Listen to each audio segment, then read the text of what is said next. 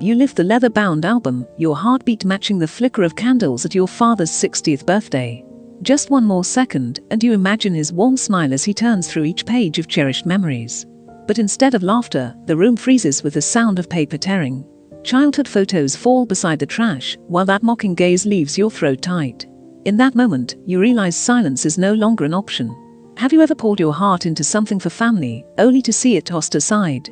If you value family stories that reach deep into the soul, a simple like and subscribe will be enough for us to keep sharing this journey together. The sound of tearing never left your chest, even after the party lights dimmed. It wasn't just paper being ripped, it was years of effort, hope, and quiet longing shredded in an instant. That gift wasn't just an album. It was a bridge, a way for your father to finally see you, to acknowledge that you two had carried the weight of this family. And yet, with one cruel gesture, your brother reduced it to nothing. That moment kept replaying in your mind. The awkward laughter from relatives, as if nothing important had happened. Your mother's hand waving it off, shielding Stephen's smug grin instead of your trembling hands. And your father confused, caught between silence and sorrow, unable to stand up for you. For a second, you thought maybe it was all in your head, but the torn photos at your feet proved it was real. Growing up, you always knew your place in the King household. Winters in Cleveland were long and grey, but nothing felt colder than sitting at the dinner table, while your parents repeated Stephen's successes over and over. Stephen landed another contract. Stephen's boss praised him. Stephen's client even sent a gift. His name played like a song on loop, drowning out anything you could have said. Did you resent it? Not at first. You buried yourself in responsibilities, raising your child alone, working long hours at the bank, saving every penny. You told yourself, it's fine. They don't need to see my sacrifices. But in quiet nights, folding laundry under dim light, you couldn't help wondering, why did love have to be so uneven? Why was his ambition praised while your resilience was ignored? That's why the album mattered. It wasn't just a birthday present. It was proof, a way of saying, I belong here too. Each photo carried a memory you had worked to preserve. Childhood camping trips smelling of wood smoke, your father's smile as he held a fishing pole, your mother's laughter in a Polaroid faded with time. You spent months digging through dusty boxes, carefully gluing pictures, writing captions by hand. You even invested more than you should have archival paper, a handcrafted leather cover, believing that preserving the past might preserve your place in it. And Stephen tore it apart. It wasn't jealousy alone. It was erasure. A message that said, you don't matter. You never did. What cut deeper was the silence. No one defended you. The room filled with a laughter that wasn't funny, just cruel. Maybe you felt that too, sitting in a crowd, hoping someone will speak up for you, only to realize you're alone. What would you have done? Would you have shouted, demanded justice, or swallowed it down like you did? Later, driving through the Cleveland skyline, the lights blurred with the sting in your eyes. Your hands clenched the steering wheel until your knuckles turned white. You whispered to yourself, this time will be different. I won't stay quiet. When you stepped inside your small home, the scent of lavender candles greeted you. It should have been comforting, but all you felt was contrast, peace inside these walls, chaos beyond them. You dropped onto the couch, buried your face in your hands, and thought about the album that was supposed to be a bridge between you and your father. Now, it was ash. Then came a knock. Carol, your closest friend, stood at the door, concern etched across her face. She had seen you leave the party, seen the heaviness in your walk. What happened? Close quote, she asked gently. And you told her everything. The sneer, the shredded pages, your mother's defense of Stephen, your father's helpless silence.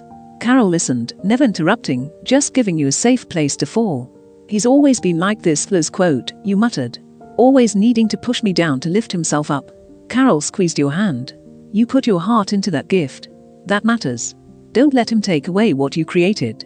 Her words didn't erase the wound, but they reminded you of something important. What you did had value, even if he denied it. Then your phone buzzed. A message from Stephen appeared, dripping with cruelty. That album ended up exactly where it belongs. Better luck next time, sis. You froze, anger flooding every part of you. He wasn't careless, he was deliberate. He wanted to make you feel small. He wanted you to break. But somewhere inside, another voice stirred. Maybe this was the line. Maybe this was the moment you stopped letting him decide your worth. You didn't reply. Silence was your answer. But in that silence, a fire was lit. This wasn't the end. It was the first page of a new chapter, one where you no longer played small, one where you began to claim your own place. Because family isn't defined by the loudest voice in the room. It's defined by respect, by kindness, by the ones who choose to see you when others look away. That night, lying awake, staring at the ceiling, you whispered a vow to yourself. No more silence. No more shadows. And maybe that's the question for you. If someone tried to raise your voice, would you fight to be heard? If you find strength in family stories like this, stories where dignity is reclaimed in the face of pain, then staying connected is simple. Just a quiet like or a subscribe if you wish is enough to keep us walking through these journeys together. No pressure, no noise, only stories that remind us we are never truly invisible. The days after the birthday party felt like a storm that refused to pass. Each morning you woke with the same weight in your chest, the same echoes of mocking laughter in your ears, the same smirk haunting your memory. But what followed only proved that Stephen hadn't finished. It began with your phone buzzing non-stop.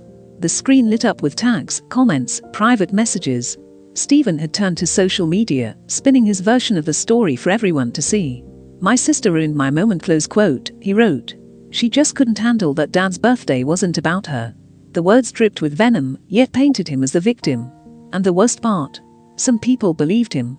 Distant relatives and half-friends piled on, accusing you of jealousy, selfishness, of being incapable of celebrating someone else's joy. Scrolling through those comments felt like walking barefoot on broken glass. Each line cut deeper. You wanted to shout the truth, to tell everyone what Stephen had done to your gift, to your heart. But you stopped yourself.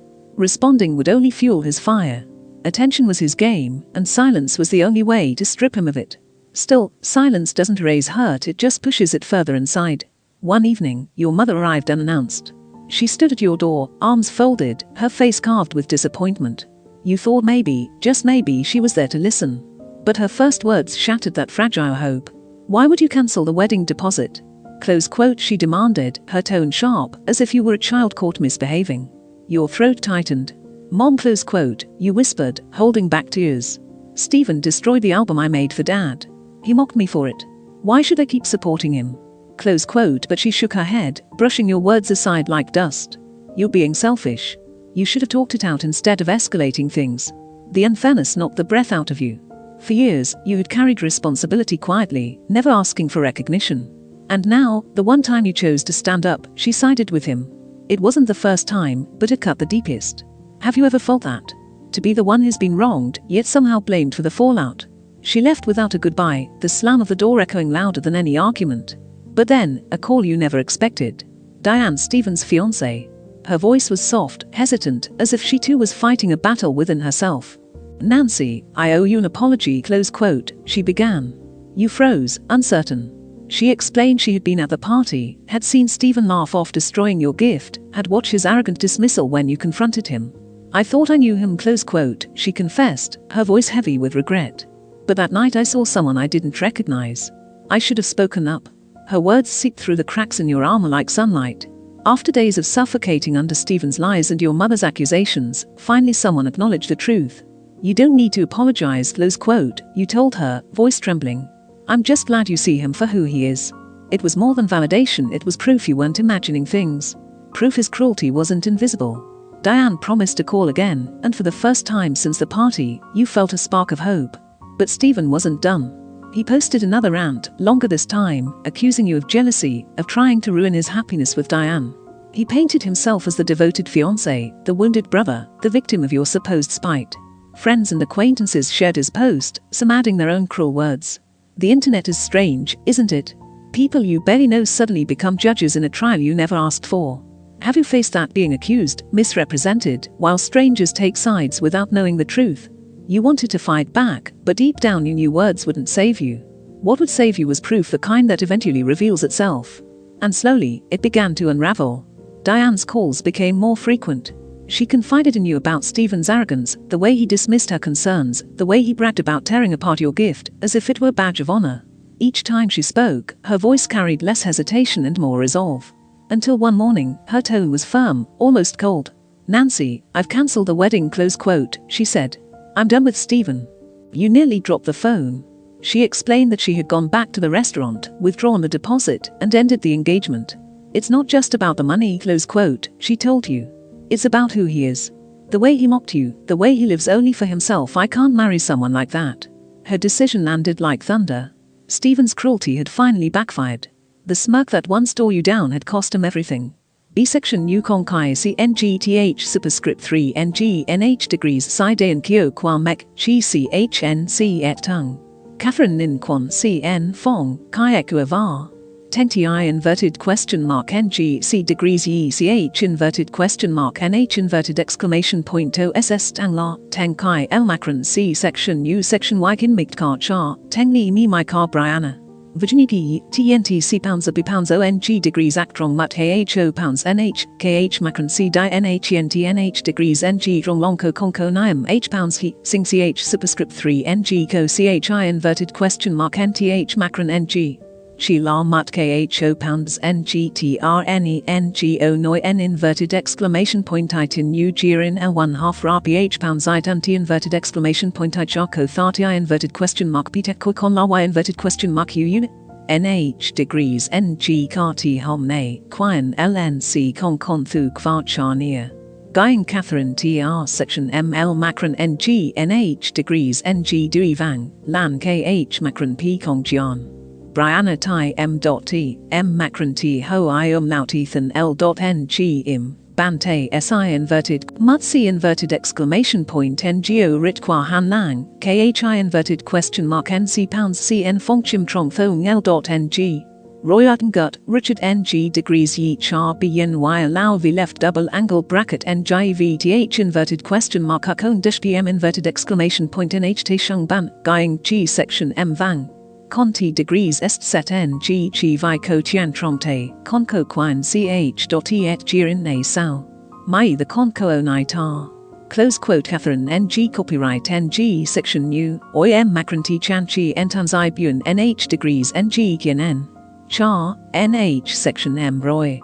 Char cheese ho min, kong ha zay cho con. ng degrees ye a tilde ng c inverted exclamation point nh con tinti degrees ssng con chi ch superscript 3 ng I cactin la m superscript 1 con kong ph c cedilla nh n char and uoi con lum nh degrees ng char ch degrees ateng uoi d degrees ang degrees uk m inverted exclamation point car con Ningai con inverted exclamation point t degrees ak hom ne, char ch degrees ateng ch inverted exclamation point m inverted question mark n. Li noyen y nh degrees mai dao shine th cng lup chiop q han car richard. Ong l.ng ng degrees e, vi tr right parenthesis u n.ng, l degrees ng kong shung nh degrees menti sec m inverted exclamation point nh. Kho pounds nhkh macron c yin y, Catherine b yin t jiok nu l inverted exclamation point I ning gay th inverted exclamation point b, kaiko con lo hoi kao teng degrees ing, me vang vardi degrees uyan en mai. Ben c inverted exclamation point nh, m superscript 1 goikian nh left double angle bracket n macron m tako, h degrees ung d left double angle bracket n. You hung up, hands trembling, heart pounding with both relief and disbelief.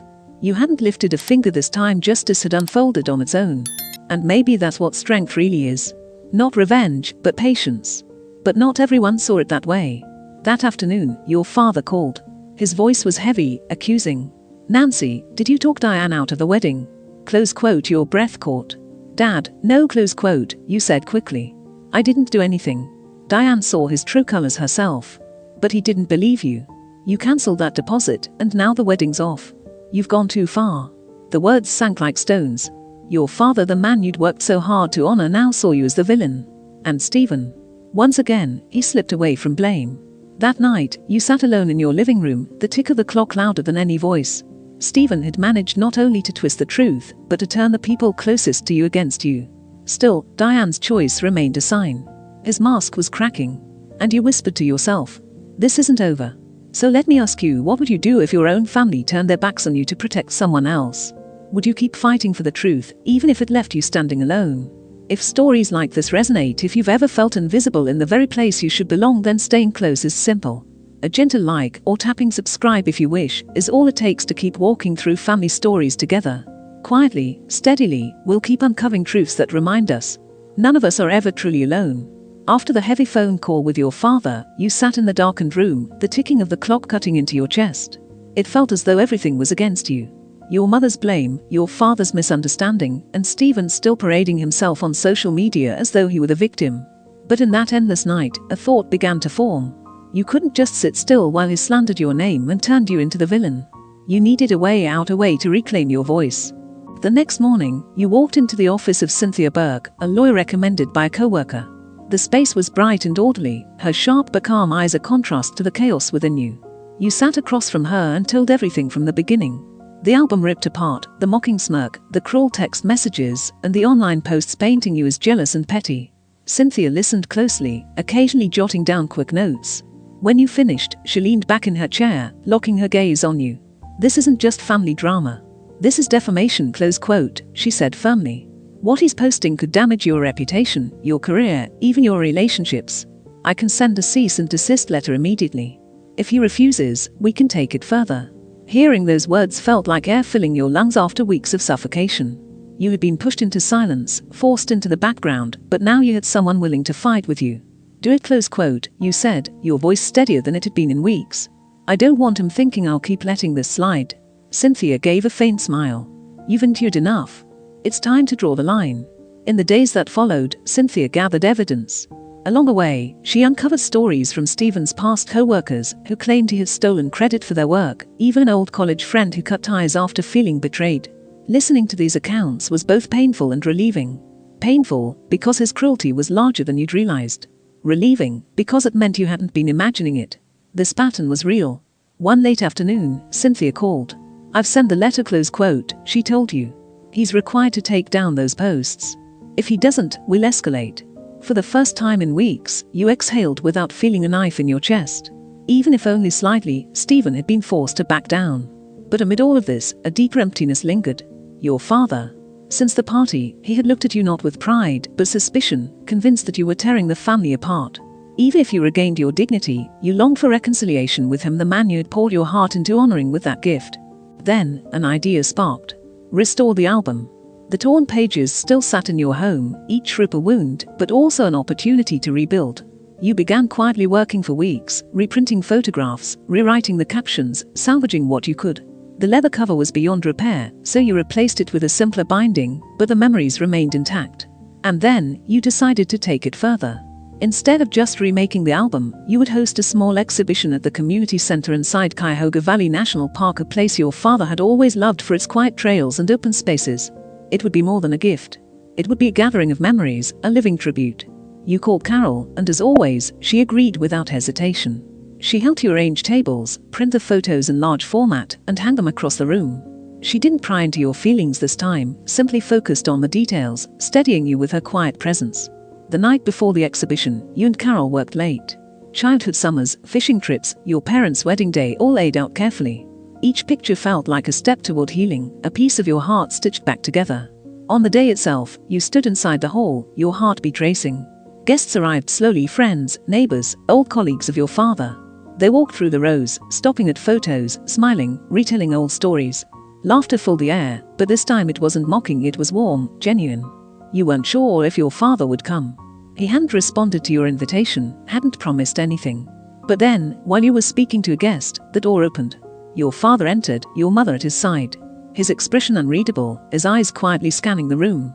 You held your breath as he walked from one photo to the next. He stopped at the picture of you and him fishing when you were 10. His hand brushed the edge of the photo, his eyes softening with something you hadn't seen in weeks. He moved on, pausing longer and longer, his smile flickering, his face tightening with memory. Finally, at the end of the display, he turned to you. "Nancy," close quote, he said, his voice low and rough, "I was wrong." He swallowed hard. "I shouldn't have blamed you. What you've done here, this means more to me than any gift ever could." You stepped forward, wrapping your arms around him, tears spilling freely. Your mother placed her hand gently on your shoulder, her own expression softer than you've seen in years. In that moment, the walls between you and your family cracked open just enough to let forgiveness slip through. The exhibition ended with stories and laughter. Carol caught your eye from across the room, her wide smile filled with pride. You gave a small nod back. Even though Stephen wasn't there, you knew you had won in the most meaningful way. Not by fighting fire with fire, but by rebuilding what he had tried to destroy. That night, as you packed up the photographs, a deep calm settled over you. For the first time in weeks, you no longer felt bound by anger. You had stood back up not with retaliation, but with love, memory, and the courage to keep creating something whole. And that truth had spoken louder than any defense you could have given. After the photo exhibition, you thought everything had finally calmed. Your father had embraced you, admitted his mistakes, and your mother had softened. For the first time in weeks, you felt some peace, as if your efforts hadn't been in vain. But life rarely stays simple. Just a few weeks later, an envelope appeared at your door, the handwriting on the front so familiar your heart sank at once. You picked it up, your hands trembling. Inside, neat lines stretched across the page. Nancy, I owe you an apology. The truth is, I've been jealous of your independence, of the respect your friends and co-workers give you. It bothered me, and I acted wrongly. Please forgive me. You read it again and again, but each word only deepened your doubt. The image of Stephen's mocking grin at the birthday party replayed in your mind. Was this remorse real, or just an attempt to salvage his image now that he had lost so much? Folding the letter carefully, your hands grew steady. Forgiveness was a choice, yes, but trust. That was no longer possible. Days later, your mother visited again, different this time. She sat at your table, clutching a mug, her voice trembling. Nancy, she began, I've been wrong. For years, I favored Stephen. I thought he needed more support, that he couldn't stand on his own. You seemed strong, so I assumed you would always be fine. Her words cut sharply, a blend of pain and relief.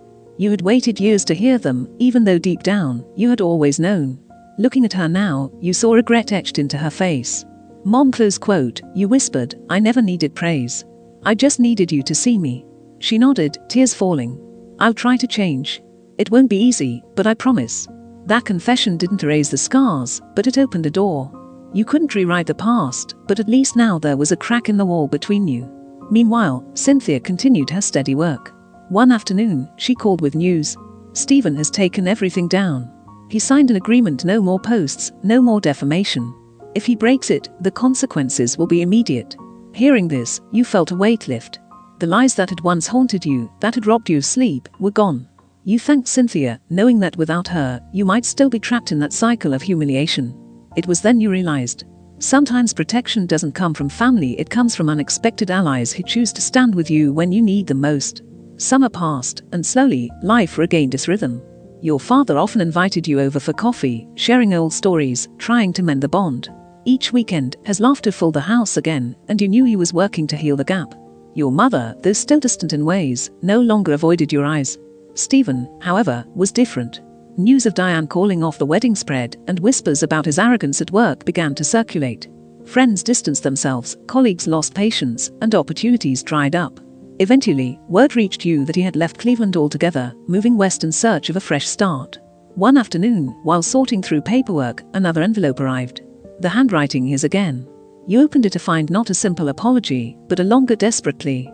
Nancy, I've made mistakes, and now I've lost everything. I hope you'll give me another chance.